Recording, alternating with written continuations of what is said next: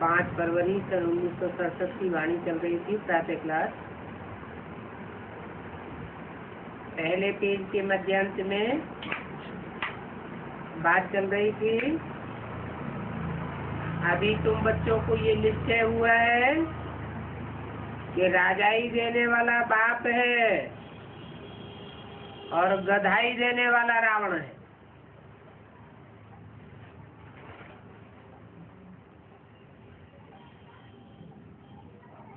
रावण के सर के ऊपर क्या दिखाते हैं? गधे का शीश दिखाते हैं। वो गधे को गधाई कौन देता है?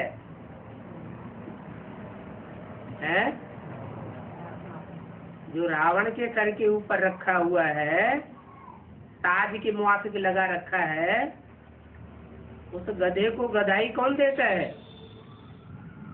अरे बाप गधाई देता है। रावण गधाई देता है और राम बाप राजाई देते हैं। तुम जो बाप द्वारा सुनते हो वो दूसरा कोई नहीं सुनते हैं। क्या तुम जो सच्चाई सुनते हो बाप द्वारा, वो सच्चाई कोई दूसरे नहीं सुनते हैं। तुमको ये ख्याल रहता है कि हमको आत्माभिमानी बनना है। दुनिया में कोई भी साधु संत ऋषि मुनि आदि ऐसे नहीं है जो देही अभिमानी बनाए सके। किसी को पता ही नहीं है देही अभिमानी किसको कहा जाता है। ये भी गायन है, हीरे जैसा जन्मा मोलक। कहाँ का गायन है? संगम युग में हीरे जैसा जन्म अमोलक। फिर आगे क्या है? फिर ये भी है कि अगर श्रीमत के बरखिलाफ चलते हैं तो हीरे जैसा जन्म अमोलक कौड़ी बदले जाता है।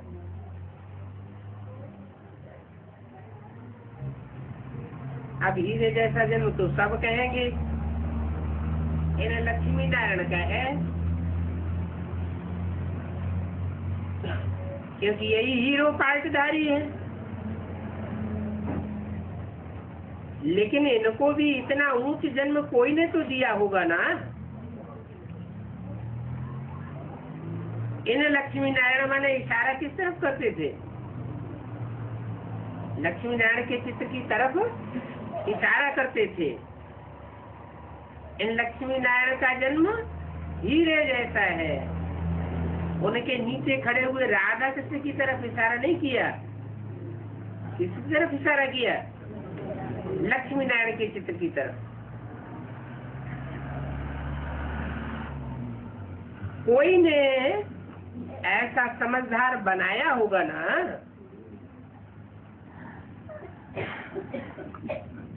कौन ने बनाया? जैसे प्राइम मिनिस्टर इंदिरा गांधी है, तो उनको भी इतना ऊंच पद, इतना ऊंच दर्जे पर किसने लाया?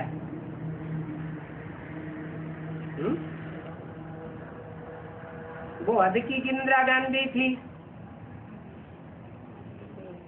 और यहाँ ब्राह्मणों की दुनिया में वेद की इंदिरा गांधी कौन है?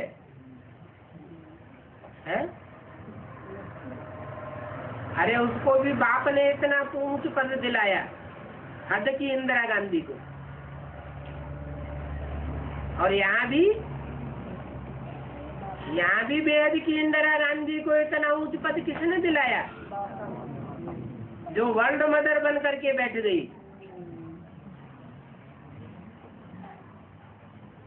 बाप का टाइटल है सर्वशक्तिवान, और उसके मुकाबले फिर किसका सर्वशक्तिवान टाइटल है? बाप का जैसे सर्वशक्तिवान टाइटल है, वैसे और भी किसी का है। माया बेटी का भी सर्वशक्तिवान टाइटल है। इतना ऊंच पद किसने दिलवाया? बाप ने दिलवाया। क्यों?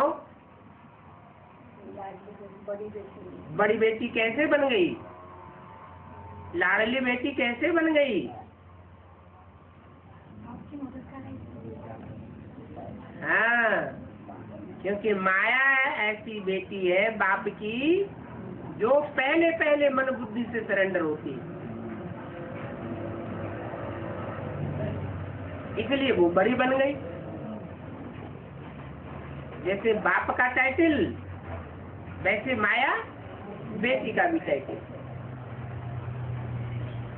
तो जैसे प्राइम मिनिस्टर इंदिरा गांधी है, उनको इतना ऊंच पद है, कहेंगे बाप ने दिलवाया। नाम क्या था बाप का? अरे हद की इंदिरा गांधी के बाप का नाम भूल गए? नेहरू।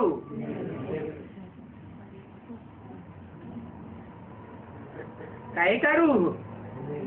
नेह का रूह। नेह माना प्यार, प्यार की रूह, स्नेह की रूह। खुद भी प्राइम मिनिस्टर था ना, कौन? नेहरू जी। फिर बच्ची को भी बनाया है।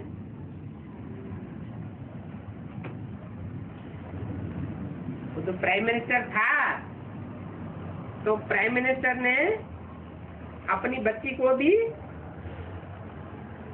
प्राइम मिनिस्टर पद दिलवाया।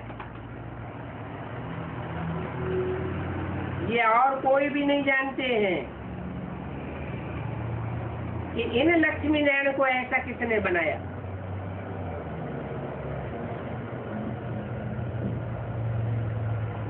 अरे किसने बनाया?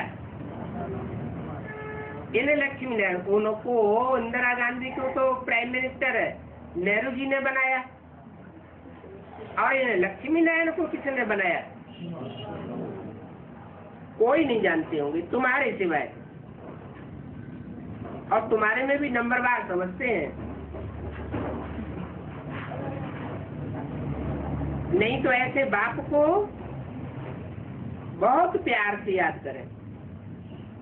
बाप जिनको सारी दुनिया याद करती है, जो सारी आत्माओं का बाप है, जो हमको ऐसा बनाते हैं, अगर बाप की मत पर चलते रहेंगे तो हीरे जैसा बनेंगे।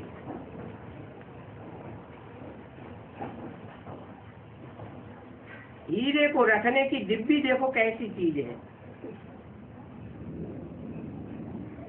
हीरे को बहुत संभाल से डिब्बी के अंदर रखा जाता है, और शिव बाबा की ये डिब्बी देखो कैसी है।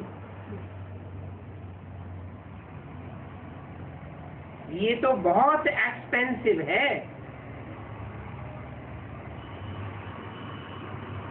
कौन कौन है डिब्बी?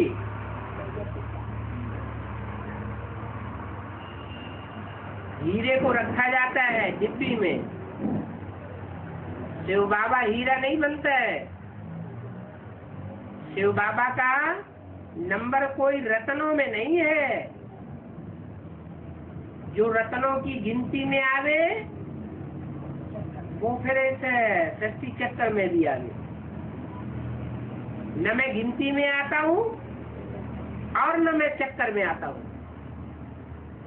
तो हीरा कौन हुआ और एक्सपेंसिव डिब्बी कौन हुई? ये डिब्बी ही ऐसी चीज है जिसमें हीरा रखा जाता है। और इसको सारी दुनिया याद करती है। इसको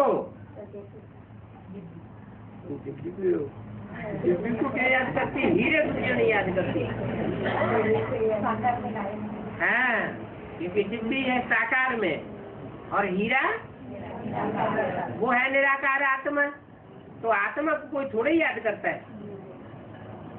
किसी को बुलाया जाएगा तो ऐसे थोड़ी ही कहा जाता है, ए आत्मा इधर आओ। उसका जो रूप है वो याद आता है, उसका नाम याद आता है। तो ये ऐसी चीज है जिनको सारी दुनिया याद करती है। जो बहुत महंगी चीज होती है उनको याद किया जाता है।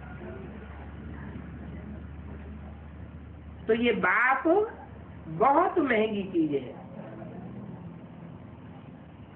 और ये महंगी चीज बहुत मुश्किल से मिलती है। और जो बहुत साहूकार होते हैं वो ही बहुत महंगी चीज लेते हैं। इतनी महंगी चीज और कोई लेते नहीं है। और ये तो ऊंची से ऊंची चीज है, मगर मिलती किनको है?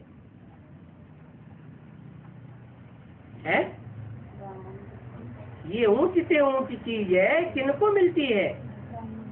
गरीब निवाज गाया हुआ है ना, गरीबों को मिलती है। बच्चे ही जान सकते हैं। शिव बाबा है सभी आत्माओं का बाप। आत्माएं तो अविनाशी है, ये भी कोई की बुद्धि में नहीं आता। इतनी सारी आत्माओं का वो निराकार बाप है, वो तो है ही शिव। बाकी तो सब सालिग्राम है। और बाप ही बैठ करके अपना परिचय देते हैं। बाप का परिचय बाप के सिवाय और कोई दे नहीं सकता। ऐसा परिचय सारी दुनिया में कोई के पास नहीं है। ऐसा परिचय, जैसा परिचय बाप आकर के देते हैं। बाप को खुद ही अपना परिचय आकर के देना पड़ता है। कौन से बाप को? शिव बाप को। और कोई दूसरे बाप को अपना परिचय नहीं देना पड़ता है। प्रजापिता भी है। प्रजापिता जब तक स्वयं अपना परिचय अपने आप न दे तब तक कोई जान नहीं सकता। भले शिव बाप उसमें प्रवेश करता है, लेकिन न कोई शिव बाप को पहचान सकता और न कोई प्रजापिता को पहचान सकता। दुनिया में बहुत मनुष्य हैं जो बनारस में जाकर के काशी वास करते हैं।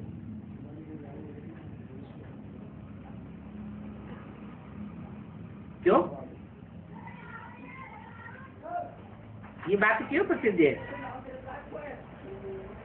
कि काशी में जाकर के बात करेंगे, वहां मृत्यु होगी तो स्वर्ग में जाएंगे।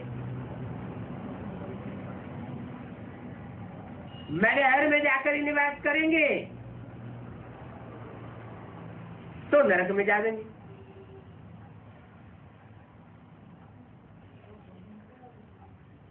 ऐसे कहते हैं। तो काशी में जाके निवास क्यों करते हैं? कहते हैं जब मरेंगे तो स्वर्ग में जाएंगे। मरने से पहले तो कोई स्वर्ग में जाता नहीं है, तो वो तो हद के मरने की बात ले लेते हैं। है कौन से मरने की बात? इस देह और देह की दुनिया के जो भी संबंध हैं, जो भी पदार्थ हैं, इनसे जो जीते जी मरते हैं वो ही स्वर्ग में जाते हैं। और मरते वो ही है जो याद का तेज में तल्लीन रहते हैं। खूब याद में गहरे जाएंगे। जिनकी याद बहुत फर्स्ट क्लास रफ्तार वाली होगी वो ही जीते जी स्वर्ग में जाएंगे। दुनिया में बहुत मनुष्य हैं जो काशीवास करते हैं, क्योंकि वो समझते हैं शिव के पास जाने से हम मुक्ति में जाएंगे। काशी से और शिव से क्या कनेक्शन है? कहते हैं शिव काशी। शिव कहाँ का वासी? कहते हैं सेवक काशी में रहते हैं, तो यादगार कहाँ की होगी? जरूर संगम युग में कोई नगरी होगी चैतन्य, जिस चैतन्य नगरी में सेवक जो साकार रूप में सृष्टि पर आता है, उस साकार रूपधारी ने उस काशी में निवास किया होगा।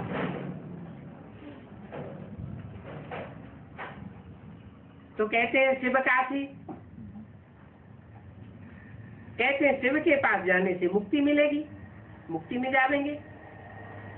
वहां बहुत साधु संत आ जाकर के बैठते हैं। कहाँ? काशी में। उनकी डिपार्टमेंट ही अलग होती है। समझते हैं शिव के पास बैठने से हम मुक्ति में जाएंगे। अब ऐसे तो हो नहीं सकता। कैसे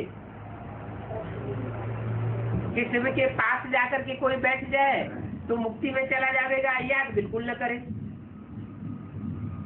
बाहर की दुनिया को याद करता रहे और जाकर के सरेंडर हो जाए जहां शिव बाप रहते हो, तो याद नहीं करेगा, बुद्धि बाहर की दुनिया में रहेगी, तो मुक्ति मिल जाएगी? तो मुक्ति नहीं मिल सकती। पतित पावन मुक्ति जीवन मुक्ति दाता को बुलाते हैं ना, तो जरूर उनको आना पड़े। परंतु वहां तो वो है जिसकी प्रतिमा रखी हुई है। कहाँ? काशी, जो शिव काशी है, वहां तो शिव की प्रतिमा रखी हुई है, खुद तो नहीं है ना। तो बात कहाँ की है? यहाँ संगम युग में जब बाप आते हैं तो वो जो चैतन्य काशी नगरी है, उस काशी नगरी में जाकर के जो जो वास करते हैं, वो बाप के नजदीक रहने के लिए जाकर वास करते हैं। तो जरूर बाप को आना पड़े। कहाँ आना पड़े? मुक्ति तो खुद शिव बाबा ही देंगे ना। प्रतिमा मुक्ति कैसे देगी? कृष्ण तो राज्य करते थे। अभी वो कृष्ण कहाँ है? अभी तो जड़ चित्र है। वो राजाएं थोड़े ही है। राजा ही होती तो खुद भी होते। तो भाई वो पुरुषार्थ कर रहे हो कृष्णपुरी में चलने के लिए, कृष्ण वहां राजी करेंगे। राजी करते थे ना, फिर जो पुनर्जन्म लेते आए, जो राज्य करते थे, बाद में फिर उनके जड़ चित्र बना करके उनकी भक्ति पूजा करते हैं। कहेंगे इस नाली से यह मनुष्य से देवता बने। अदा ही सारी बदल जाती है। कब? जब मनुष्य से देवता बनकर के राज्य करते हैं तो उनकी अदा ही सारी बदल जाती है। जिस अदा से आत्मा पढ़ती है, उससे फिर जो रिजल्ट मिलती है, तो सारी अदा बदल जाती है। तो मनुष्य से देवता बन जाते हो, दूसरा शरीर लेकर के प्रारब्ध भोगते हो। तो देखो, मृत्युलोक में है पुरुषार्थ और अमरलोक में है प्रारब्ध। क्या नाम दिया गया है इसको? जहां हम अभी रहते हैं, पुरुषार्थ करते हैं, उसका नाम क्या दिया? मृत्युलोक। क्यों? क्या हमारी यहाँ मृत्यु हो रही है? मृत्यु नहीं होती। एक होती है हद की मृत्यु और एक होती है बेहद की मृत्यु। हद की मृत्यु, बाप का बच्चा बना, निश्चय बैठा, जैसे जन्म हुआ, और बाप के ऊपर से निश्चय हट गया, अनिश्चय बुद्धि बना, जैसे मृत्यु हो गई।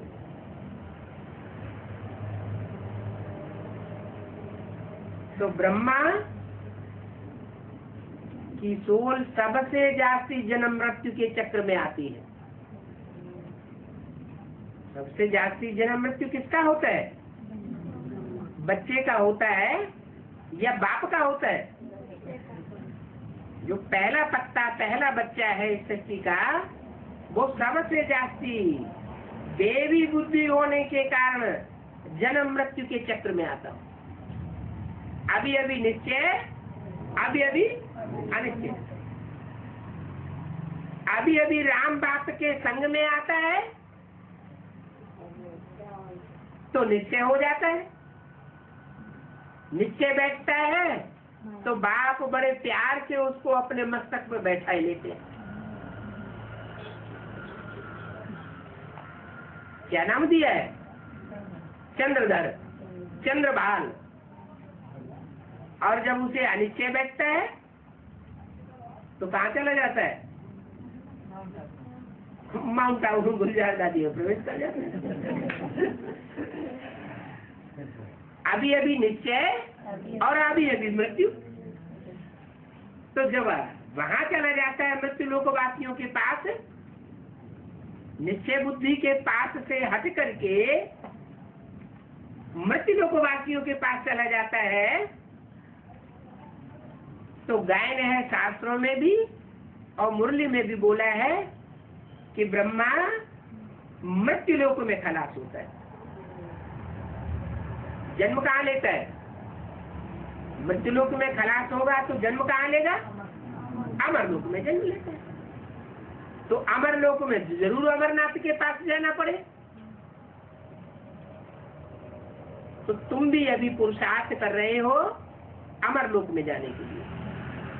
अभी कौन से लोक में हो? मृत्यु लोक में हो। तो यहाँ पुरुषार्थ कर रहे हो। पुरुषार्थ माना, पुरुष माना आत्मा, अर्थ माना लिए। जो कुछ भी कर रहे हो तुम आत्मा के कल्याण के लिए कर रहे हो और मृत्यु लोक में कर रहे हो। अमर लोक में तुम्हें इस करनी की प्रारब्ध मिलेगी। यहाँ ये प्रारब्ध नहीं मिलती है। कहाँ मिलती है? अमर लोक में। यह तो सिवाय इस संगम युग के और कहीं भी नहीं हो सकता। क्या आत्मा पुरुषार्थ करे मृत्यु लोक में और प्रारब्ध पाए अमर लोक में। एक जन्म में पुरुषार्थ, दूसरे जन्म में उसकी प्रारब्ध मिलती है। तो ये सब संगम युग पर ही हो सकता है। ये पुरुषार्थ भी संगम युग पर भगवान आकर के कराते हैं। क्या मृत्यु लोक से अमर लोक में ले जाने का पुरुषार्थ भगवान खुद आकर के कराते हैं। ये पुरुषोत्तम संगम युग है। कैसा युग है? पुरुषों में उत्तम उत्तम जो आत्माएं हैं संसार की, वो अभी पुरुषोत्तम संगम युग पर प्रत्यक्ष होने वाली है, प्रत्यक्ष होती है। इसलिए इसका नाम है पुरुषोत्तम संगम। उत्तम उत्तम आत्माओं की माला रूपी संगठन संसार में प्रत्यक्ष हो जाता है। इतना प्रत्यक्ष होता है कि हर धर्म की आत्माएं उन उत्तम उत्तम आत्माओं को सिमरन माला के रूप में करती है। बाप आकर इस शरीर द्वारा पढ़ाते हैं। जब आत्मा संपन्न हो जाती है तो फिर अमर लोक में जाती है। वहां आत्मा और शरीर दोनों ही शुद्ध हो जाते हैं। क्या यहाँ मृत्यु लोक में आत्मा भी पतित और शरीर भी पतित। 5 फरवरी 67 की वाणी का दूसरा भी। ये संगम युग नामी ग्रामी है। ये है आस्पिशियस युग। ये भी बच्चे समझते हैं। और जो भी युग है उनमें गिरती कलाई होती है, चाहे वो सतयुग हो, चाहे त्रेता, चाहे द्वापर, सब में गिरती कला। सिर्फ इनको ही आस्पिशियस युग कहा जाता है। किनको? संगम युग को। क्योंकि कलाएं कम नहीं होती है, बढ़ती जाती है। आत्मा में ज्ञान बढ़ता जाता है, याद की प्रैक्टिस बढ़ती जाती है। चढ़ती कला तुम्हारी अभी इस संगम युग पर होती है। ये सब धारण करना है और बाप को याद करना है। सारी शिक्षा का मूल तंत्र है क्या? बाप को याद करना। फिर सारी शिक्षा अभी मिली या नहीं मिली? मिली तो मूल तंत्र में टिक जाना चाहिए है? फिर निश्चय अनिश्चय का चक्र तो नहीं चलना चाहिए। चलता है या नहीं चलता है? चलता तो है। जब तक निश्चय अनिश्चय का चक्र चलता है तब तक याद भी स्थायी ठहर नहीं सकती। अभी अभी निश्चय होता है तो याद ठहर जाती है, अभी अभी अनिश्चय हो जाता है तो याद उड़ जाती है। कोई तुमसे प्रश्न पूछते हैं तो बोलो ये प्रश्न आज तुम कुछ भी मत पूछो। क्यों? पहले एक बात समझो। क्या बात? बाप कहते हैं कि मुझे याद करने से तुम पावन बनेंगे। तो फिर पहले पहले क्या बात पूछो है? अरे तुम और जो प्रश्न पूछते हो ये हमसे कुछ मत पूछो। क्यों नहीं पूछो? क्योंकि बाप कहते हैं मुझे एक बात को याद करने से तुम पावन बन जाएंगे। ये बात पूछो। तुम पावन बन जाएंगे मन शरीर पावन बन जाएंगे क्या? पहले तो आत्मा पावन बनेगी। आत्मा माना मन बुद्धि। तो बाप को जब पहचानेंगे, जानेंगे, मानेंगे तब ही तो याद करेंगे। तो पहले पहले ये निश्चय पक्का कराए देना चाहिए। क्या? उनसे निश्चय पत्र लिखवाए लेना चाहिए कि मुकर न जाए। पहले पहले ये याद का वशीकरण मंत्र है। गुरु जब करते हैं तो मंत्र मिलता है ना। अब गुरु तो जो वो है जो अपने साथ ले जावे। वो गुरु तो मर जाते हैं, अपने साथ अपने चेले चपाटों को तो ले नहीं जाते।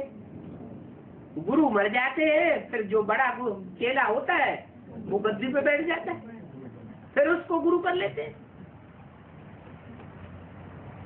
गति सदगति किसी की होती नहीं।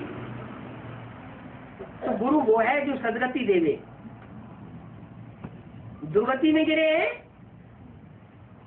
तो गुरु करने से क्या फायदा? गुरु के पास सदगति की चाहना से ही जाते हैं।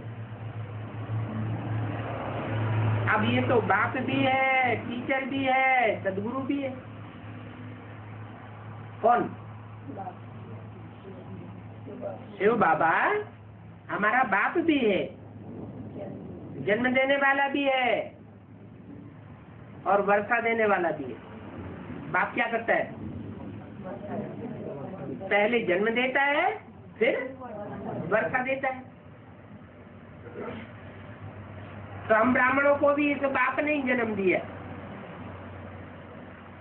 बाप जन्म देता है कि अम्मा जन्म देती है? जन्म कौन देता है? माँ देती है पहले। पहले बाप देता है और माँ। पहले माँ या बाप? माँ को भी तो पहले बाप एडाप्ट करता है ना।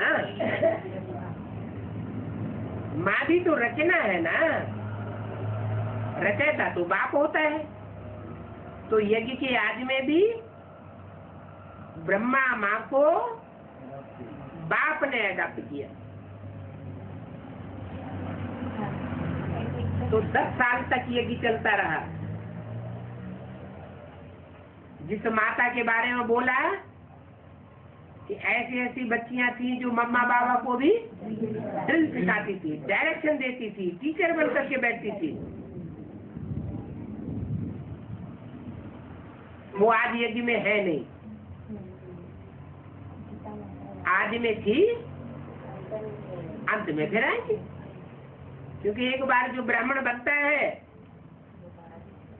वो ब्राह्मण के संस्कार लेकर के जाता है, शरीर छोड़ता है, तो पूर्व जन्म के संस्कार ब्राह्मण के अगले जन्म में ऐड हो जाते हैं। चाहे वो राम वाली आत्मा हो और चाहे वो कोई और दूसरी आत्मा हो।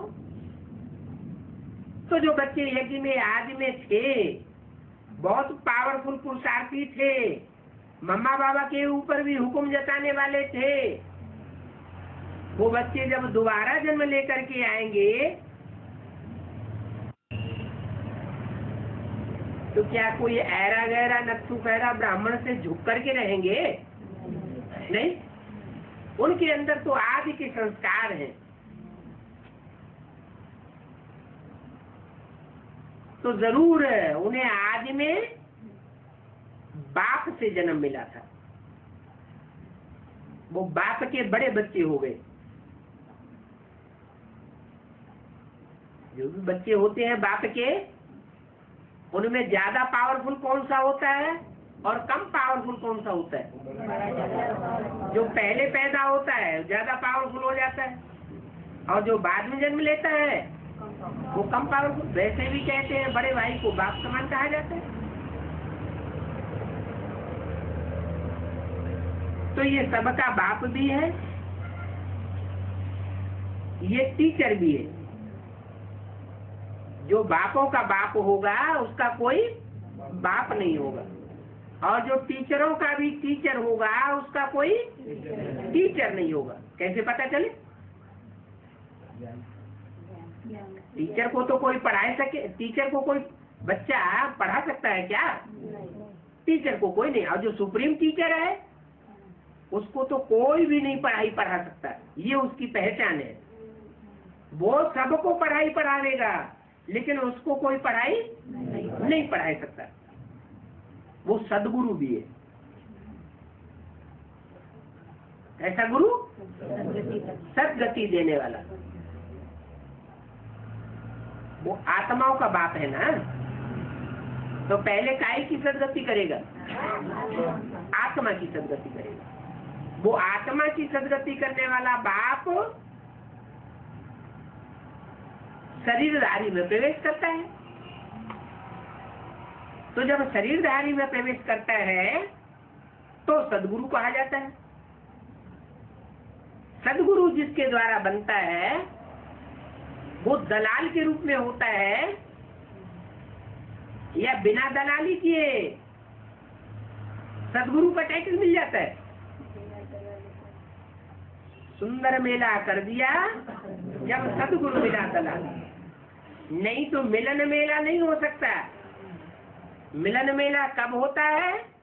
जब वो निराकार सुप्रीम सोल ज्योति बिंदु साकार में प्रवेश करता है। तो वो बाप भी है, टीचर भी है, सदगुरु भी है, और एक ही है। क्या अलग अलग पर्सनालिटी नहीं है, अलग अलग व्यक्तित्व नहीं है, एक ही व्यक्ति है।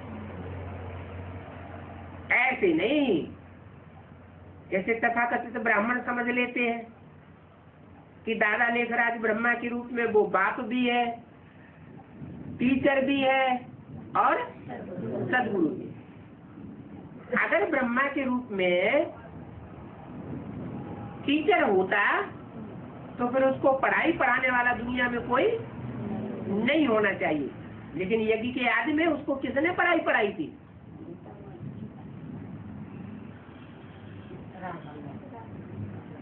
ब्रह्मा दादा लेखराज को जब साक्षात्कार हुए और साक्षात्कारों का उन्हें क्लैरिफिकेशन अपने लौकिक गुरु से नहीं मिला, बनारस के विद्वान आचार्यों से नहीं मिला, तो उसको पढ़ाई किसने पढ़ाई? कहाँ गया था फिर वो? बाबीदार के पास गया और वहां से उसको समाधान मिला। तो उसको पढ़ाई पढ़ाने वाला कोई हुआ ना, तो जो उसको पढ़ाई पढ़ाने वाला हुआ वो उसका टीचर हो गया। भले उसने डायरेक्ट उससे पढ़ाई नहीं पढ़ी, माता के द्वारा पढ़ी। तो जिस माता के द्वारा पढ़ाई पढ़ी वो माता गुरु हो गई, उसका गुरु गीता माता। जब गीता माता ने शरीर छोड़ दिया तो गीता माता का टाइटल दादा लेखराज ब्रह्मा को मिल गया। और ब्रह्मा में प्रवेश करके परमात्मा शिव ने जो वाणी चलाई, उस वाणी से प्रभावित होकर के जिन आत्माओं ने संगठन तैयार किया माउंट आबू में आकर के, उस संगठन का नाम पड़ा ब्रह्मा कुमारी ईश्वरीय विश्वविद्यालय। तो साबित हो गया कि दादा लेखराज ब्रह्मा का जो रूप है वो टीचर का रूप नहीं है। और सदगुरु मिला दलाल, सदगति करने वाला सदगुरु होना चाहिए। तो दादा लेखराज उन्होंने तो हरकत में खुद ही शरीर छोड़ दिया और हाथ फेल होकर के शरीर छोड़ा। तो ये दुर्गति हुई, ये सदगति हुई? ये तो दुर्गति हो गई। आत्मा पावरफुल नहीं बनी। पावरफुल आत्मा योग बल से जो बनती है उसका कभी हाथ फेल नहीं हो सकता। आत्मा की सबसे पहले सदगति चाहिए। आत्मा की सदगति न हुई, सच्ची गति न हुई, तो फिर शरीर की सच्ची गति कैसे हो जाएगी? तो ब्रह्मा का रूप, दादा लेखराज का स्वरूप बाप का भी रूप नहीं, टीचर का भी रूप नहीं, सदगुरु का भी रूप नहीं। वो कौन सा रूप था? माँ का रूप था। माँ के रूप में उन्होंने जितना सहन करके दिखाया उतना दुनिया में और कोई भी माता का मिसाल संसार में मिल नहीं सकता। तो ये सबका बाप भी है और सबका सदगति दाता है। कितना बड़ा टीचर होगा ये भी तुम समझा सकते हो कि वो ही सबका बाप टीचर सदगुरु है। तुम्हारे सिवा और कोई इन बातों को समझाए नहीं सकता। वो ही सत्य की आज मध्यंत का नॉलेज देते हैं। क्या कहा? किसके तन में बोल रहा है? ये वाणी किसके तन में बोली गई? ब्रह्मा के तन में। ब्रह्मा के तन में बैठ करके ऐसे क्यों बोला? वो ही सत्य के आज मध्यंत का नॉलेज देते हैं। वो ही करके दूर क्यों कर दिया? जो आने वाला भविष्य में जो पार्ट है बाप टीचर सदगुरु के रूप में बजने वाला, उसकी तरफ इशारा किया। दुनिया में ये नॉलेज कोई में नहीं है।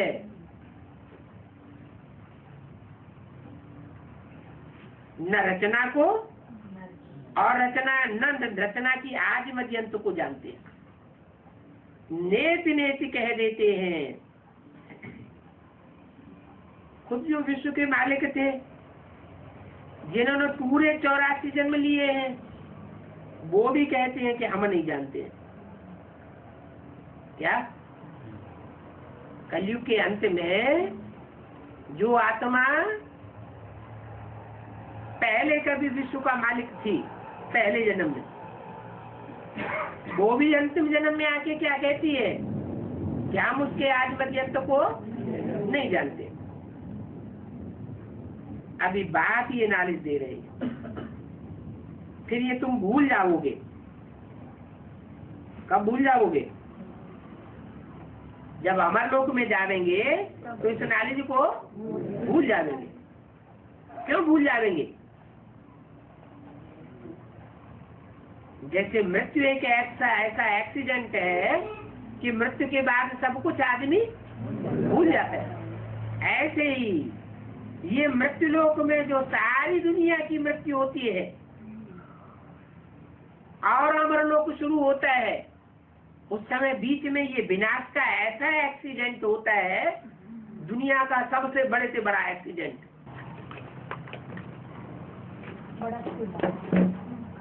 तो ये एक्सीडेंट हुआ बेहद का एक्सीडेंट। ये बेहद का एक्सीडेंट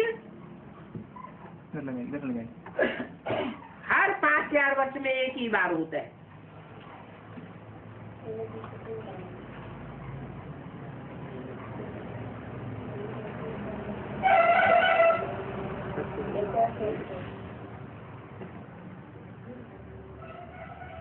इस ड्रामा के राज को तुम्हारे सिवाय और कोई नहीं जान सकता। तुम बच्चों को तो बाप नॉलेज दे रहे हो।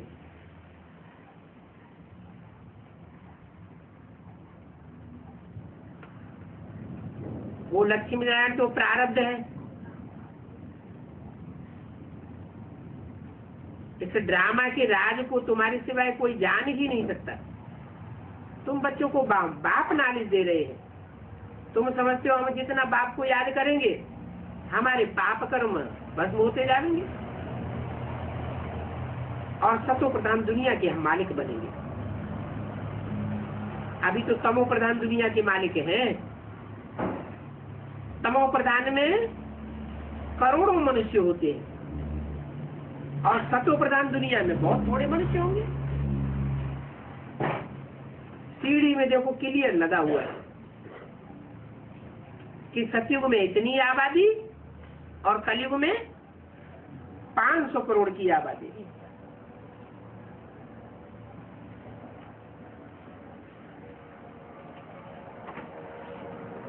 इतनी सहज बात आज के बंदर बुद्धि मनुष्य समझ नहीं सकते। बिल्कुल ही जानवर बुद्धि है। इनको कहा जाता है कांटों का जंगल। है तो मनुष्य परंतु ये करतूतें जानवरों जैसी करते हैं। एक दो को गाली बकते रहते हैं।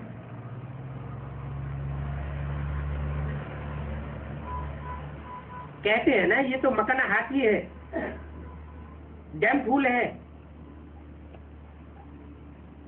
तो ये गालियां हुई ना। शैतान भी कह देते हैं तुम जानते हो बरोबर इन शैतानों का राज्य है जो आपस में एक दूसरे को गालियां देते रहते हैं। सत्य में ऐसे अक्षर कब नहीं कहते। ये बातें अभी तुम बाप के द्वारा सुन करके और धारण करते हो। दूसरा तो कोई इन बातों को सुनता ही नहीं है। ये कांटों का जंगल है, उनको कहेंगे फूलों का बगीचा। मुसलमान भी कहते हैं गार्डन ऑफ अल्लाह। क्यों? मुसलमान स्वर्ग में जाते हैं क्या? फिर वो गार्डन ऑफ अल्लाह क्यों कहते हैं?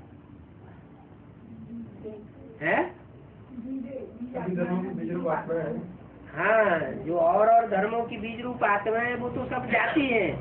जैसे और धर्मों की बीज रूप आत्माएं स्वर्ग में जाती हैं, वैसे ही इस्लाम धर्म की जो बीज रूप आत्माएं हैं जिनके लिए शास्त्रों में आया पांडवों के साथ कौन गया? कुत्ते ने भी स्वर्गारोहण किया।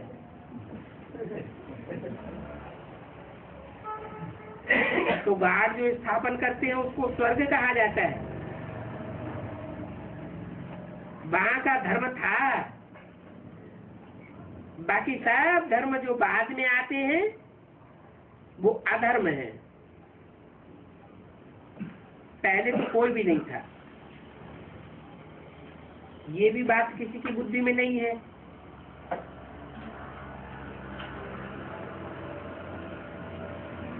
ढेर की ढेर आत्माएं हैं। सब आत्माएं भाई भाई ठहरे और सब एक परमात्मा के बच्चे हुए। तो वो सब आत्माएं हो गई निराकार,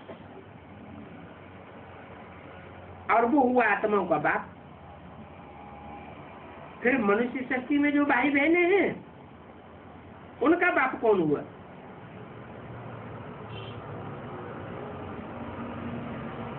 कौन हुआ? मनुष्य शक्ति में जो आत्माएं हैं, मनुष्य आत्माएं, उनका बाप हुआ प्रजापिता ब्रह्मा। अच्छा, प्रजापिता ब्रह्मा है तो फिर मम्मा कौन है? हैं? प्रजापिता ब्रह्मा है तो वो प्रजा के साथ है,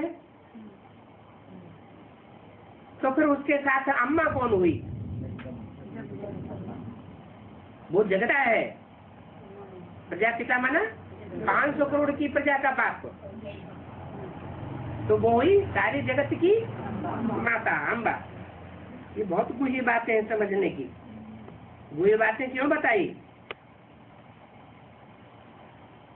तथाकथित ब्राह्मण किसे समझते हैं? जगत का पिता और जगत की माता, दादा लेखराज को जगत की माता समझ लेते हैं, और ओम राधे सरस्वती को जगत की माता समझ लेते हैं। लेकिन वो तो प्रजापिता की बच्ची थी, ब्रह्मा की भी बच्ची थी। वास्तव में वो ही आज की माता जो यज्ञ की आदि में छोड़ करके चली गई थी, और वो ही आदि का पिता जिसने ब्रह्मा के साक्षात्कारों का क्लैरिफिकेशन दिया था, वो शरीर छोड़ने के बाद दोबारा जन्म लेकर के दोबारा यज्ञ में आते हैं, मम्मा बाबा के शरीर छोड़ने के बाद। तो ये बहुत गुह्य समझने की बातें हैं। वही आत्माएं जो आदि की थी वो फिर अंत में आती हैं, और उनमें ब्रह्मा सरस्वती की आत्माएं प्रवेश करती है। जगदम्बा का नाम तो है ना, उनको सरस्वती भी कहते हैं, बहुत नाम रखती है। परंतु ये सरस्वती भी तो बेटी है ना, माता तो नहीं है। किसकी तरफ इशारा किया है? नहीं, ओम राधे की तरफ इशारा किया। ये भी माता तो नहीं है ना।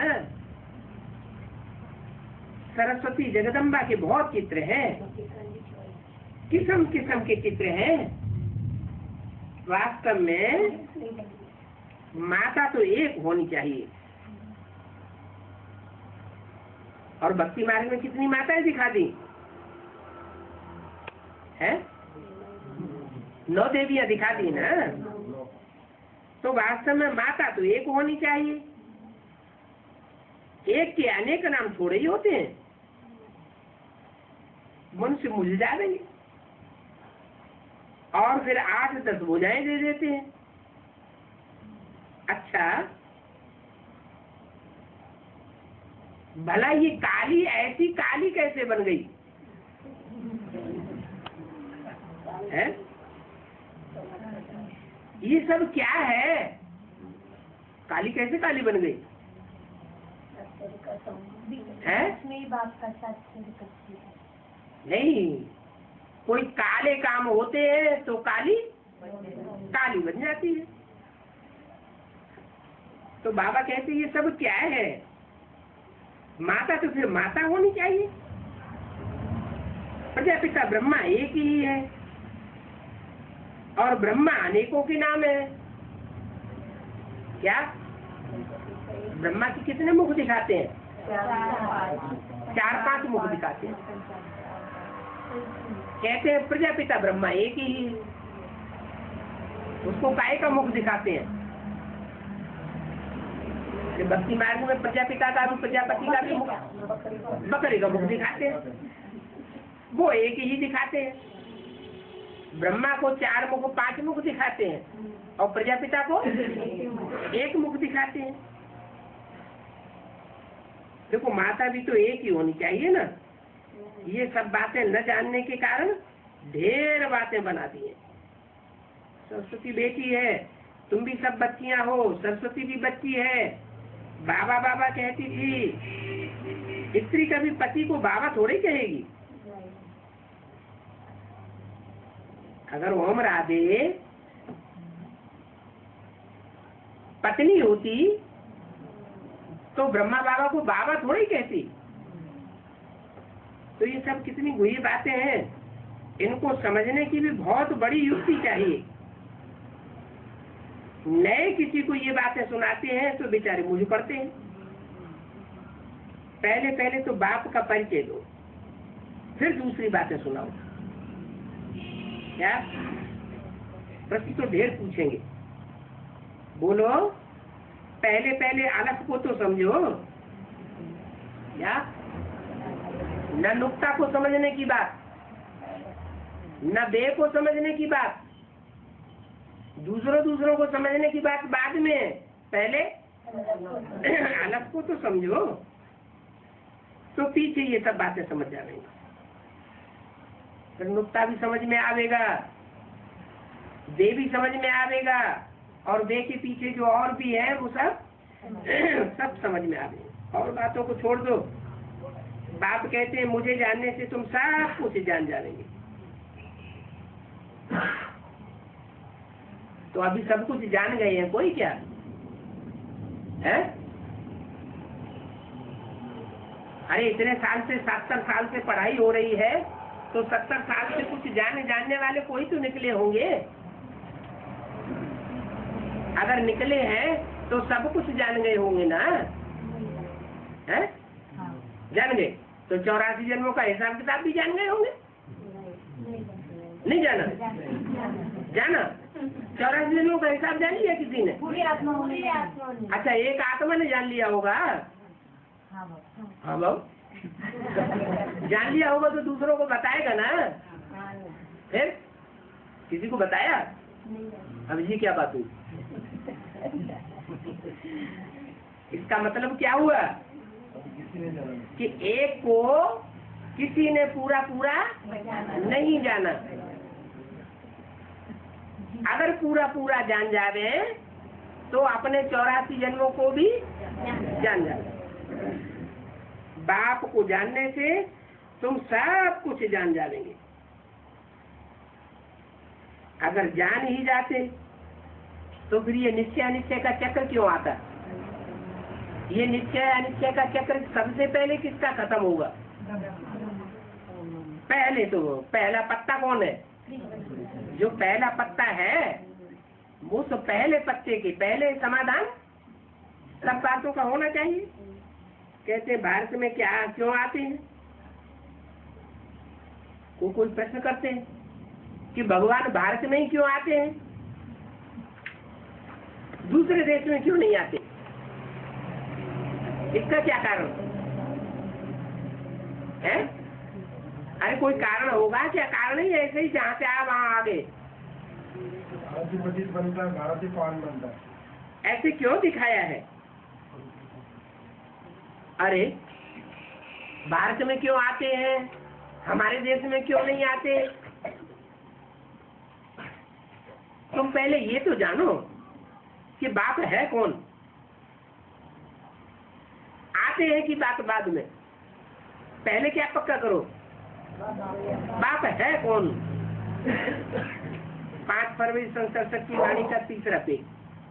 बाप को जानने से तुम सब कुछ जान जाएंगे। ये भी जान जाएंगे कि बाप भारत में क्यों आते हैं, विदेशों में क्यों नहीं आते। तो इसमें कौन सी जानने की बात है? जो बाप को जान जाने से हम जान जाएंगे, कोई तो बात होगी। क्या बात है? कोई बात ऐसी है जो बहुत निश्चय में लाती है? माया है? हाँ, बाप की पहचान में कोई ऐसी बात है जो बहुत निश्चय में लाती है, जिसका इस बात से कनेक्शन है कि बाप भारत में ही क्यों आते हैं, विदेश में क्यों नहीं आते हैं? कौन सी बात है? हाँ, माता पिता का बर्थ प्लेस क्यों है? भारत ही क्यों है? वो तो है, तो सारी जगत का माता पिता, जगत पिता है, जगदम्बा है, तो विदेशों में भी आना चाहिए। हाँ, क्योंकि बाप से ज्यादा एवर प्योर का पार्ट और दुनिया में कोई बजा नहीं सकता।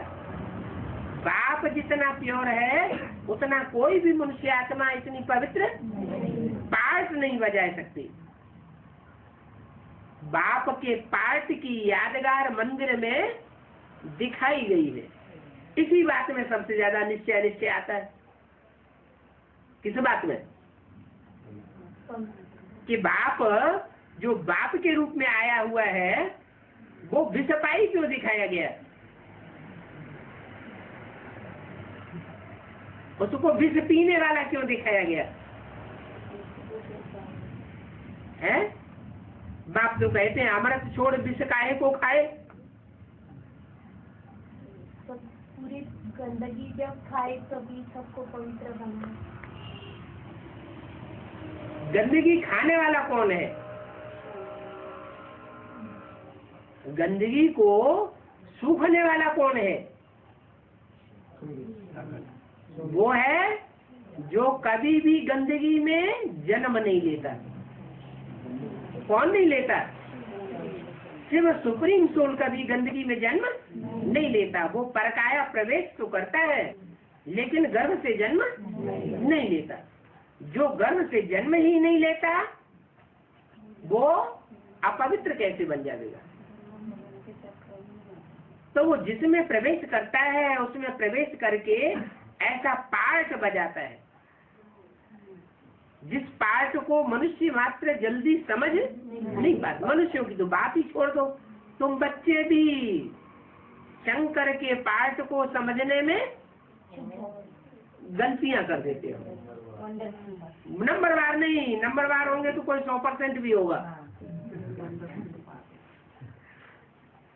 शंकर का ऐसा वंडरफुल पार्ट है जो तुम बच्चे भी समझ न सको। जो सबसे बाप के बड़े समझदार बच्चे हैं वो ही नहीं समझ पाते, तो बाकी जो 500 करोड़ मनुष्य आत्मा है उनके समझने की तो बात ही नहीं। तो बाप को पहले जानो। इस बाप की पहचान में ही बहुत गलतियां होती हैं। बाप को जब तक पूरा नहीं जाना है तो क्या होगा? अनिश्चय आएगा। अनिश्चय आने से फिर नीचे गिरती रहेंगे, मृत्यु होती रहेगी। बाप को जानने से तुम सब कुछ जान जाओगे। बाप जो पतित पावन है उनसे योग लगाने से तुम पावन बनेंगे। उनसे बाप जो पतित पावन है किसके तन में बैठ के बोल रहा है? दादा लेकर आज ब्रह्मा के तन में बैठ करके ये महावाक्य बोल रहा है। और किसकी तरफ इशारा कर रहा है? बाप जो पतित पावन है उनसे योग लगाने से। उनसे कह के दूर क्यों कर दिया? इनसे क्यों नहीं कहा? ब्रह्मा की तरफ इशारा क्यों नहीं किया? क्योंकि ब्रह्मा के द्वारा पतित से पावन कोई बना ही नहीं। तो उनसे योग लगाने से तुम पतित से पावन बन जाओगे। पहले पावन बनने की शिक्षा लो। पहले पावन बनने की शिक्षा लेने से तुम पतित से पावन बन जाओगे। और शिक्षा किससे लेंगे? शिक्षा लेंगे बाप से। तो जो बाप है, टीचर है, सदगुरु का रूप है, वो रूप को पहचानना पड़े। उस पहचान में ही सबसे बड़ा घोटाला हो जाता है। माया बुद्धि में घोटाला डाल देती।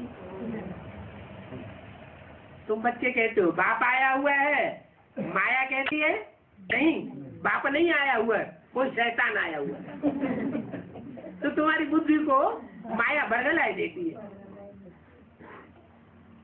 तुम जो यज्ञ के आदि के बड़े बच्चे हो, जो दोबारा ब्राह्मणत्व के संस्कार लेकर के इस यज्ञ में आए हो, पढ़ाई पढ़ रहे हो, लास्ट तो फास्ट जाने वाले हो, तुम्हारी बुद्धि में ही जब ये निश्चय अनिश्चय का चक्कर चलता रहता है तो और दुनिया की बुद्धि में तो कितना बड़ा घोटाला चलेगा। इतना बड़ा युद्ध चलेगा, ये सारी दुनिया में बड़े से बड़ा रिवॉल्यूशन हो जाएगा। क्या? बाप की पहचान का। इस रिवॉल्यूशन का गायन किन रूपों में है? ये रिवॉल्यूशन का गायन है राम रावण का युद्ध, देवासुर संग्राम, महाभारी महाभारत गृह युद्ध। ये सब कहाँ की यादगार है? संगम युग की। तुम मुट्ठी भर बच्चे कहते हो, बाप आया हुआ है, लेकिन माया तुम्हारी बुद्धि को भी बदल है। ओम शांति।